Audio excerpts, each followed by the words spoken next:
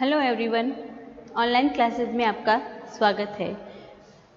आज हम पढ़ेंगे पर्दा कहानी, कथाकार यशपाल द्वारा रचित।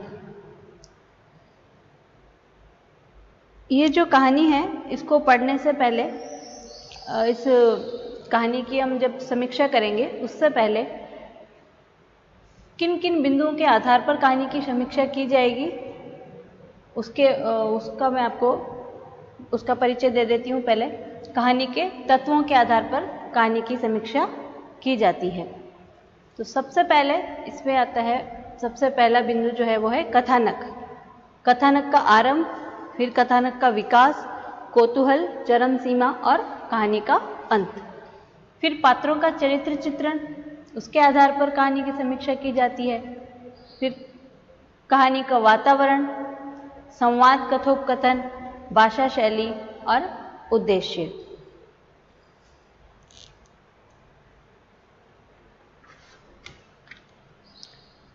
प्रत्येक कहानी में ये पांचों अवस्थाएं नहीं होती है: आरंभ, विकास, कौतूहल, चरम सीमा और अंत।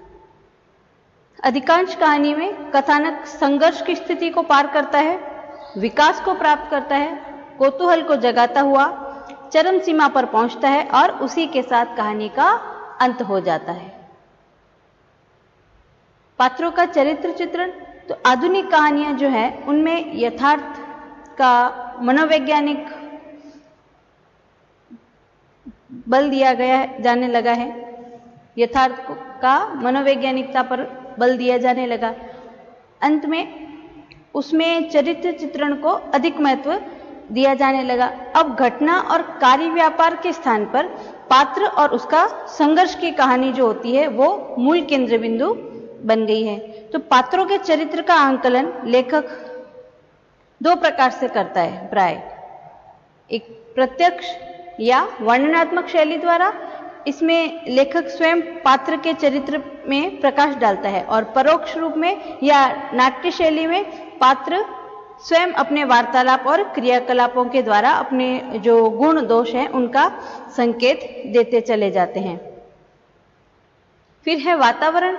तो कहानी में भौतिक वातावरण के लिए विशेष स्थान नहीं होता है, फिर भी इनका जो संक्षिप्त वर्णन पात्र के जीवन को, उसकी मानसिक स्थिति को समझने में सहायक होता है।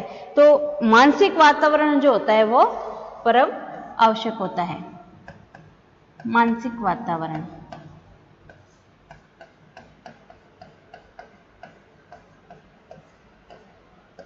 ठीक है। अगला बिंदु है संवाद और कथोपकथन। कहानी में लंबे चौड़े भाषण या जो तर्क वितर्क होते हैं, तर्क वितरणपूर्ण जो संवाद होते हैं, उनके लिए कोई स्थान नहीं होता है। कहानी में नाटकीयता लाने के लिए छोटे छोटे संवादों का प्रयोग किया जाता है। भाषा शैली कैसी होनी चाहिए किसी कथानक की? थोड़े में बहुत कुछ कहने की कला, गागर में सागर भरने की जो कला होती है, उसमें कथानक निपुण होना चाहिए। और भाषा सरल, स्पष्ट और जो विषय है उसके अनुरूप होनी चाहिए। हमारी कहानी का विषय क्या है? पर्दा। तो ये जो कहानी है, इसका जो शीर्षक है पर्दा, उसी के अनुरूप यह कहानी होनी चाहिए। उस पर्दा जो शब्द है उसको केंद्र में रख करके कहानी की रचना की जानी चाहिए। फिर है उद्देश्य। तो कहानी यदि पाठक के मन पर अद्भुत प्रभाव डालती है तो कहानीकार के कहानी का उद्देश्य पूर्ण हो जाता है। इसके बाद मैं कहानी का जो कथानक है उसका थोड़ा सा परिचय दे देती हूँ। कहानी की जो संक्षिप्त रूप में कहानी का परिचय यहाँ दे देती हूँ, फिर हम कथानक और पात्र चरित्र का जो चित्रण है वह उसकी चर्चा करेंगे। तो यशपाल की जो ये कहानी है, यशपाल कौन है? हिंदी साहित्य के प्रसिद्ध कहानीकार और उपन्यासकार हैं। तो वैसे तो उन्होंने अनेक कहानियां लिखी है, लेकिन यशपाल की जो पर्दा कहानी है वो सबसे प्रसिद्ध रही, सबसे चर्चित रही वह कहानी। तो उनसे पहले प्रसिद्ध जो कहानीकार के रूप में नाम आता है वो नाम आता है प्रेमचंद का।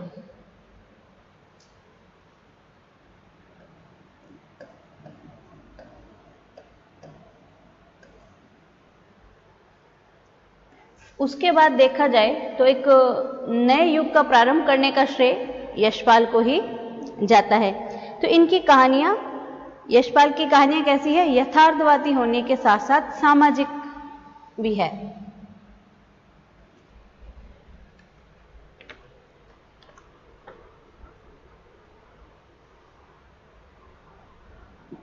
इनकी जो कहानियां हैं यथार्थवादी होने के साथ साथ सामाजिक है।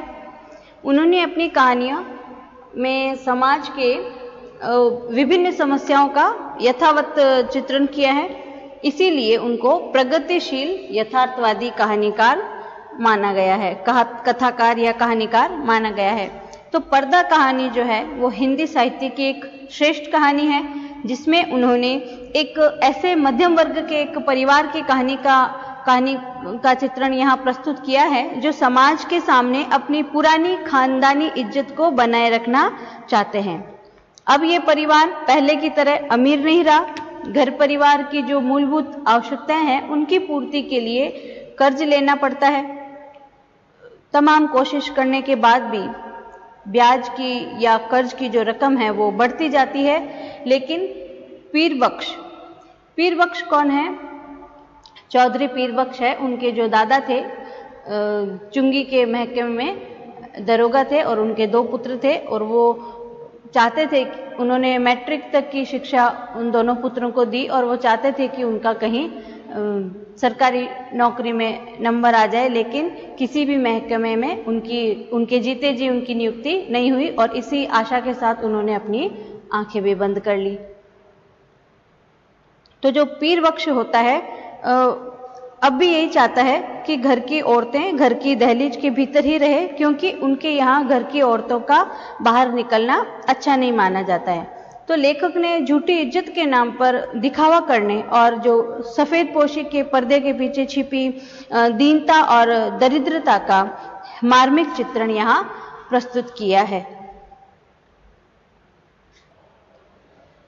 इसमें कथानक की जब हम बात करते हैं तो यह कहानी चौधरी पीर बख्श के परिवार की है, जिनके दादा अपने समय में चुंगी के दरोगा थे और उन्होंने अपना मकान भी बनवाया था, किंतु 2 ही पीढ़ियों में उनके वंशज पीर बख्श अत्यंत निर्धन हो गए। कहानी का आरंभ पीर बख्श के परिवार से होता है। उसके पश्चात जीवन की जो विषम परिस्थितियां हैं उनसे जूझते हुए पीर बख्श के चरित्र के रूप में कथानक का विकास होता है।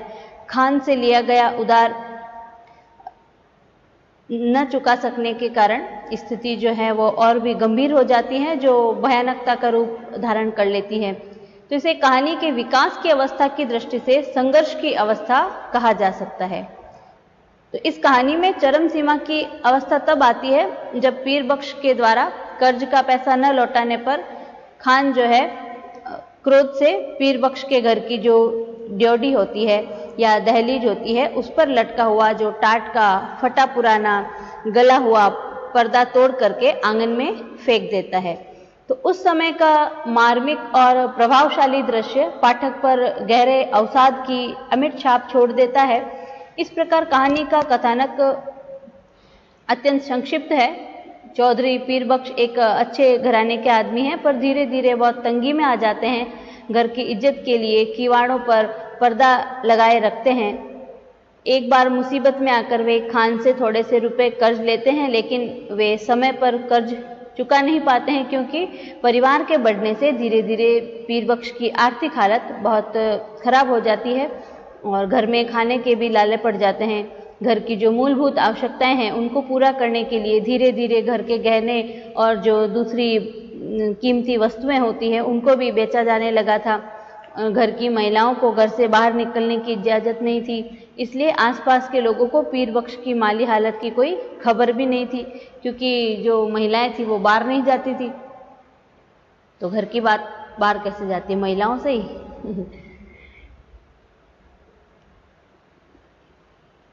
ये थोड़ा हास्य परिहास हो गया।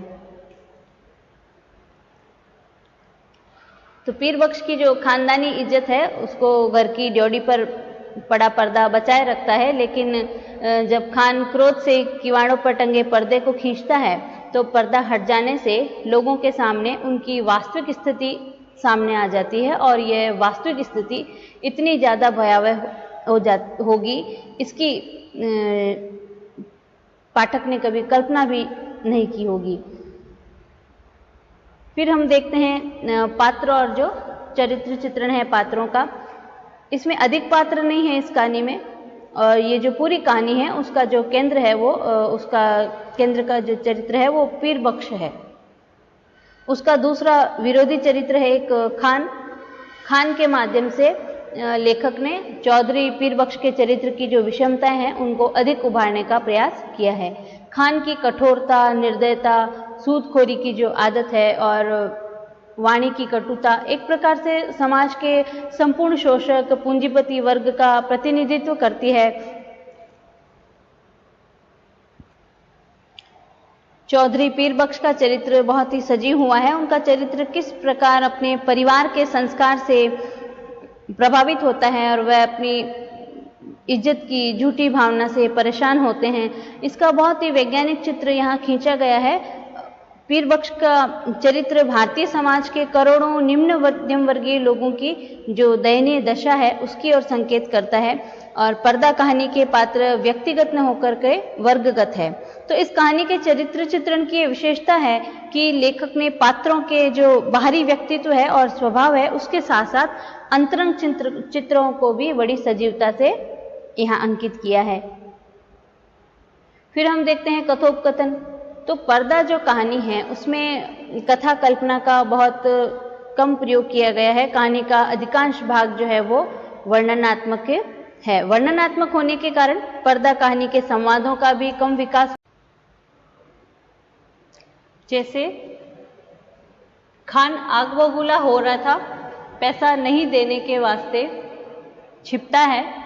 खान क्रोध में डंडा फटकार कर कह रहा था पैसा नहीं देना था तो लिया क्यों, तनख्वाह किधर में जाता है।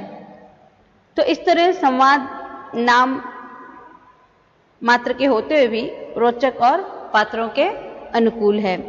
फिर हम देखते हैं देश काल और वातावरण। तो यशपाल समाज के यथार्थ चित्रण करने के चेहरे के रूप में प्रसिद्ध माने जाते हैं। इस कहानी में उन्होंने आधुनिक युग के समाज की स्थिति का वास्तविक चित्रण प्रस्तुत किया है। यह कहानी उन दिनों की है जब भारत स्वाधीन नहीं हुआ था, परंतु उन दिनों हमारे निम्न मध्यम वर्गीय समाज की जो स्थिति थी आज भी लगभग वैसी है। आज भी सफेद पोश वर्ग अपने ऊपर ईशान के नाम पर असलियत को या स्वीकार नहीं कर पाता है, और चौधरी जो पीर बख्श है उसकी भांति आर्थिक संकट में उसका पिता रहता है। लेखक ने इस कहानी में गरीबों की कच्ची और गंदी बस्ती के वातावरण का सजीव चित्र यहाँ स्पष्ट किया है। जैसे इसी कथानक की अब पंक्तियां देखते हैं, इससे स्पष्ट हो जाएगा कि वहाँ का वातावरण कैसा था। आसपास गरीब और कमीनी लोगों की बस्ती थी। कच्ची गली के बीचों बीच गली के मुहाने पर लगे कमेटी के नल से टपकते पानी की काली धार बहती रहती, जिसके किनारे घास उगाई थी। नाली पर मच्छरों और मक्खियां बादल बनकर के मंडराते रहते हैं। तो इससे इन पंक्तियों को पढ़ने से स्पष्ट होता है कि वहाँ का आसपास का जो वातावरण है वो किस प्रकार का था। फिर भाषा शैली देखते हैं। इस कहानी की जो सफलता है उसका रहस्य है उसकी स्वाभाविक भाषा और भाषा की स्वाभाविकता के कारण ही यह कहानी यथार्थ के अधिक निकट और मार्मिक बन पड़ी है। तो कहानी की पृष्ठभूमि जो है वो है मुसलमानी जीवन से संबंधित। लेखक में कथा का वर्णन करते समय और वहाँ के वातावरण का चित्र करते समय स्थिति और पात्रों के अनुकूल ही मुस्लिम परिवारों में प्रयोग होने वाली उर्दू शब्दावली का प्रयोग, उनकी भाषा का प्रयोग यहाँ किया है। जैसे महकमा, ओहदा, माहवार, कुनबा, इज्जत आदि ये शब्द जो हैं वो भाषा प्रयोग में यशपाल ने पात्रों की अनुकूलता के लिए उनका यहाँ उपयोग किया है। वीरबक्श की बातों में नम्रता और गंभीरता है, जबकि जो खान है उसकी भाषा में पठानों के स्वभाव के अनुकूल अटपटी और बिगड़ी हुई शब्दावली की अधिकता है, जिसमें कठोरता और उद्दंडता स्पष्ट रूप से दिखाई देती है। तो कहानी की शैली वर्णनात्मक और चित्रात्मक है, यद्यपि कथा के कारण स्वाभाविकता जो पर्दा कहानी की शैली है उसके कारण मार्मिक बन पड़ी है। अब हम देखते हैं उद्देश्य।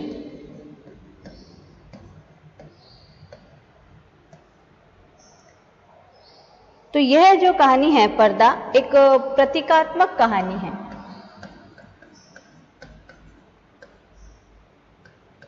प्रतीकात्मक कहानी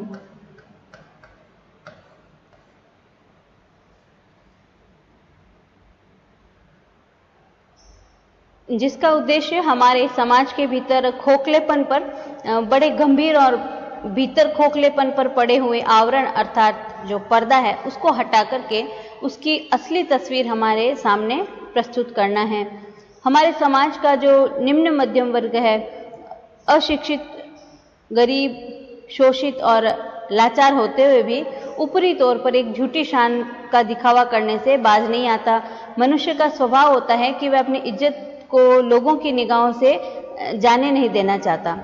इस इज्जत को ढकने के लिए उसे चाहे जितनी मुसीबत सहन करनी पड़े वह करता है, लेकिन इस दुनिया में जो वास्तविकता है वही सच है, अर्थात वही सच निकलता है और झूठी इज्जत की भावना एक दिन जरूर टूटती है और एक दिन इस दुनिया में जो यथार्थ है वह सबके सामने प्रकट हो जाता है। तो इस झूठ का टूटना और यथार्थ के रूप में स्वीकार करना यही इस कहानी का उद्देश्य रहा है। यह जो कहानी है पर्दा आदि से अंत तक, शुरुआत से लेकर के अंत तक सामाजिक उद्देश्य को लेकर चली है। लेखक ने भारतीय समाज की जो दीनहीन और जो दलित अवस्था है उसके आवरण को उतार करके स्पष्ट कर दिया है कि इसे दयनीय दशा से छुटकारा प्राप्त करने के लिए वास्तविकता को स्वीकार करना आवश्यक है। अब हम यह जानना चाहेंगे कि इस कहानी का जो शीर्षक है पर्दा, क्या ये सार्थक हुआ है? शीर्षक की सार्थकता क्या है? तो शीर्षक की सार्थकता इस बात से सिद्ध होती है कि कहानी के उद्देश्य को ध्यान में रखते हुए कहानी का शीर्षक पर्दा रखा गया है, जो कि उचित है। निम्न पंक्तियां कहानी के नामकरण की सार्थकता की ओर ही संकेत करती है, जैसे किवाड़ न रहने पर पर्दा ही आबरू का रखवाला था, यह पर्दा भी तार तार होते होते एक रात आंधी में किसी भी हालत में लटकने लायक नहीं रह गया था। तो इस प्रकार ये जो पर्दा कहानी है एक सामाजिक समस्या प्रधान कहानी है, जिसमें कहानी कला का उत्कृष्ट रूप देखा जा सकता है। अब एक प्रश्न हम देखते हैं कि यदि ऐसा प्रश्न आ जाए कि पर्दा कहानी के अभिलेख त्रासदी के रूप में स्वरूप का वर्णन कीजिए, तो हम क्या कहेंगे कि ये जो कहानी है पर्दा एक आत्मकथा है, जिसमें लेखक यशपाल हैं और जिसमें मुख्य पात्र हैं चौधरी और बीबी के दादा चुन्नी के महाकाव्य महकमे में दरोगा थे। चुन्नी का जो चुंगी लगती है ना, उसका महकमा था, उसमें दरोगा थे। आमदनी अच्छी थी, एक छोटा सा पक्का मकान भी था। उन्होंने लड़कों को तालीम भी दी थी। तालीम का अर्थ होता है शिक्षा। तो उन्होंने दोनों लड़के एंट्रेंस पास करवा करके रेलवे में और डाकखाने में बाबू बन गए थे। चौधरी साहब की जिंदगी में लड़कों का ब्याह और बाल बच्चे भी हुए, लेकिन खास तरह की नहीं। 30 और 25 रुपए माहवार महीना का दर्जा उनको मिला हुआ था। और अपने ज़माने को याद करके चौधरी साहब कहते थे कि वह भी कभी भी क्या बातें थी कि जब लोग मैट्रिक पास करके डिप्टी कलेक्टर बन जाते थे और आजकल की शिक्षा जो है पास करके अंग्रेजी पढ़कर लड़के 30-40 से आगे नहीं बढ़ पाते। तो बेटे की जो इच्छा थी उनको कुचलते हुए देखने का जो अनुमान है उन्होंने अपनी मन में रह गया और उनके मन में ही रह गया। उनके बच्चे तरक्की नहीं कर पाए, इसी कारण उनको त्रासदी का सामना करना पड़ा। तो इस प्रकार हम कह सकते हैं कि ये जो कहानी है इतनी मार्मिक है कि सहृदय पाठक को उस कहानी को पढ़कर के करुणा के भाव जागृत होते हैं उनके अंदर। तो इस प्रकार हमने कहानी के तत्वों के आधार पर पर्दा कहानी की समीक्षा पढ़ी। आप इसको फिर से पढ़ना, फिर नहीं समझ में आता है तो मुझे